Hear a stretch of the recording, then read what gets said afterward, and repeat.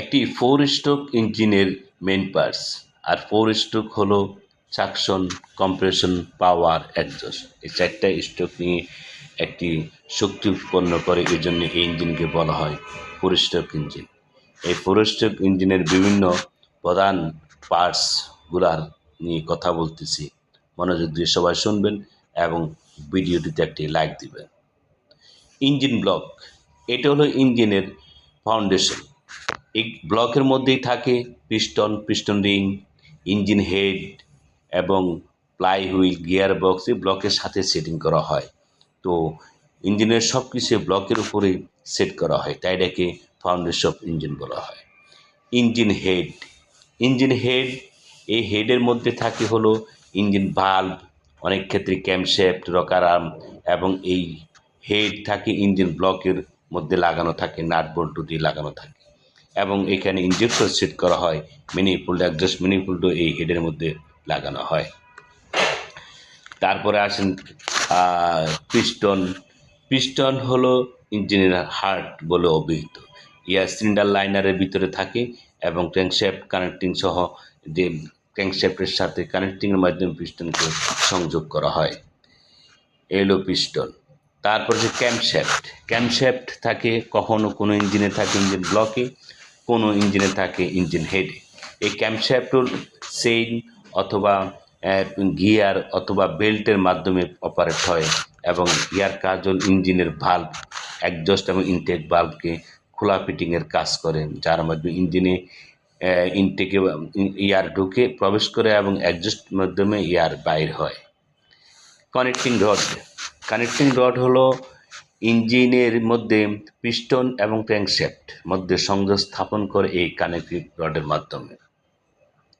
Crankshaft, crankshaft বলে ইঞ্জিনের মেরুদণ্ড, যাহার মাধ্যমে কানেক্টিং রড পিস্টন থাকে এবং এর মাধ্যমে শক্তি উৎপন্ন করা হয় এবং এই ক্র্যাঙ্কশ্যাফটের থেকেই ইঞ্জিনের শক্তি গিয়ার বক্স হয়ে গাড়ির চাকাতে যায়।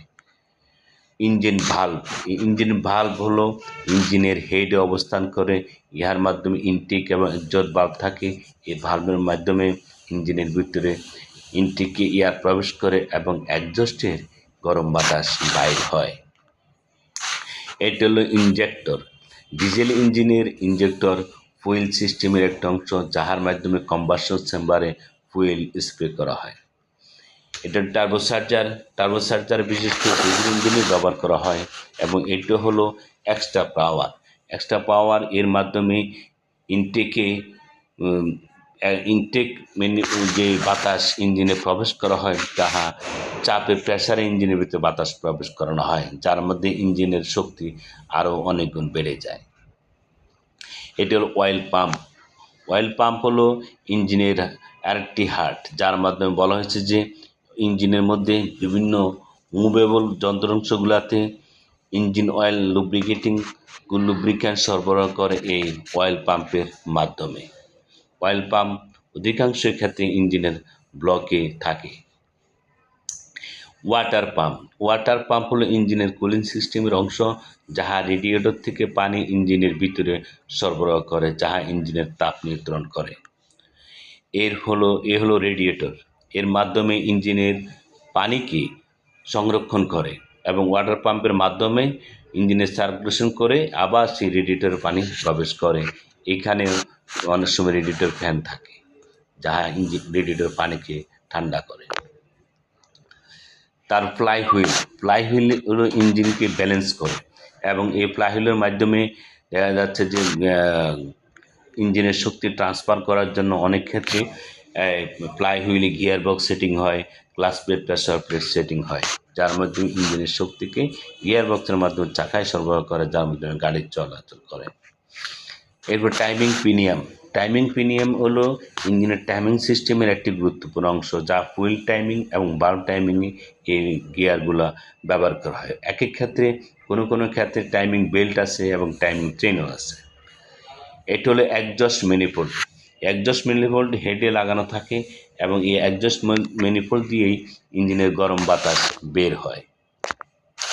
ইনটেক ম্যানিফোল্ড এও ইঞ্জিনের হেডে লাগানো থাকে। ইনটেক ম্যানিফোল্ডের মাধ্যমে ইঞ্জিনের ভিতরে অক্সিজেন বা ঠান্ডা বাতাস প্রবেশ করে। এটা হলো heater plug. Heater plug diesel ইঞ্জিনের হেডে লাগানো থাকে, যাহা ইঞ্জিনকে স্টার্ট করতে সহায়তা করে। ইঞ্জিন কন্ট্রোল হয় ইতিপূর্বে এই ইঞ্জিন কন্ট্রোলার ছিল শুধু পেট্রোল গাড়িতে, এখন এসে এটা ডিজেল গাড়িতে ইঞ্জিন কন্ট্রোল সিস্টেম চালু হয়েছে। তো ধন্যবাদ সবাইকে। অবশ্যই ভিডিওটি দেখবেন এবং লাইক শেয়ার করবেন এবং একটা কমেন্ট করবেন, কোনো প্রশ্ন থাকলে অবশ্যই করবেন।